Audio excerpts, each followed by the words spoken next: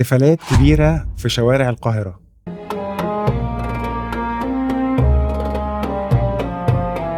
ده كان خبر زمان سنة 975 في عصر الخليفة الفاطمي الثاني العزيز بالله.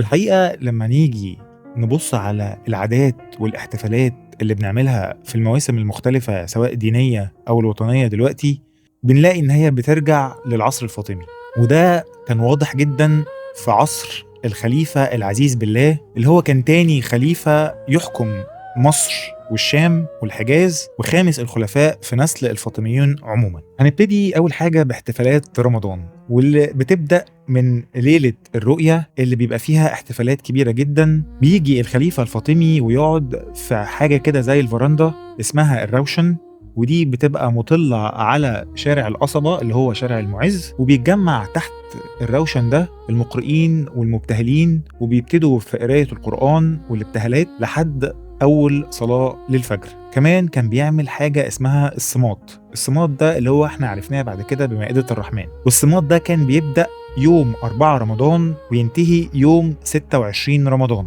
وكان في صمات للإفطار وصمات للسحور عشان يأكل أهالي القاهرة كلهم من حشية الفاطميين سواء من الجيش أو الشرطة أو رجال القصر. طبعا مش هننسى أهم عادة متوارثة لحد دلوقتي في رمضان وهي الفانوس. بيطلع علينا العزيز بالله سنة 975 وبيخش القاهرة من أكبر أبوابها، وبيستقبلوا الناس بالمشاعل والفوانيس زي ما استقبلوا أبوه قبليها ب3 سنين بالظبط لما دخل المعز لدين الله الفاطمي أول مرة العاصمة الجديدة للفاطميين، واستقبلوا ناس بالفوانيس اللي هتبقى بعد كده عادة متوارثة وهتبقى طقس أصيل من طقوس رمضان هيتكرر في أول يوم رمضان لما بيخش الخليفة القاهرة. بنوصل لليلة العيد اللي كانت احتفالية مميزة جدا في العصر الفاطمي. بيؤمر الخليفة الفاطمي إن الصمات تتمد لحد صلاة العيد، وبيؤمر كمان إن بتتوزع صينية من الحلوى على كل أهالي القاهرة في وسطها سرة من الذهب. كمان كان بيتعمل صمات الحلويات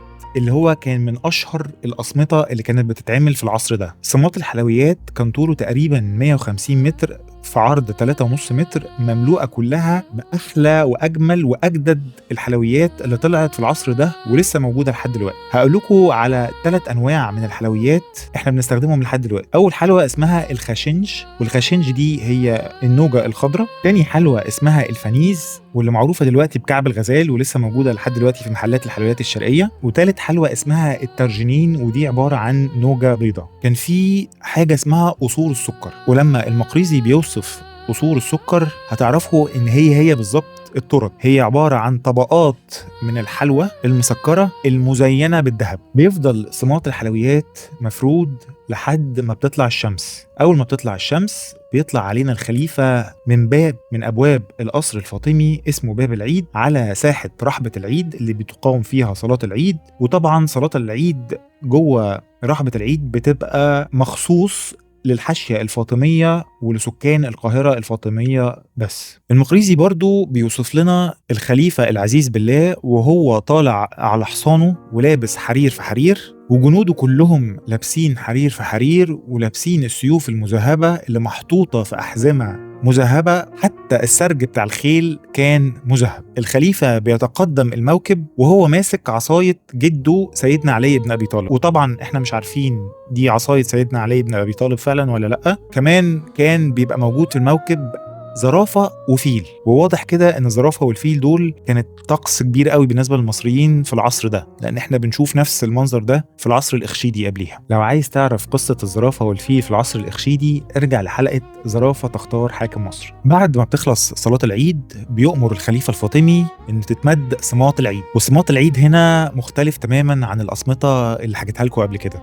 صمات العيد ده بيبقى لحوم فقط من غير أي خضروات، وبيوصفها المقريزي إن الصمات عبارة عن 5 متر طول في 2.5 متر عرض، كلها مملوءة بالأطباق، كل طبق فيه 21 خروف و350 فردة من فرد الطيور سواء حمام أو بط أو وز. كمان بيوصف نوع من أنواع الفراخ غريب جدا إن هم كانوا بيفرموا الفراخ ويحطوها جوه مادة هلامية شبه الجيلي كده. كمان كان بيتحط على الصمات أطباق من البيض المخفوق باللحمة والخضروات اللي بنعرفها بعد كده بالعجة. بيطلع الحراس بعد صلاة العيد وشايلين قصور السكر، وبيوصف المؤرخين إن كل قصر سكر كان وزنه 150 كيلو عشان يطوفوا بها القاهرة كلها.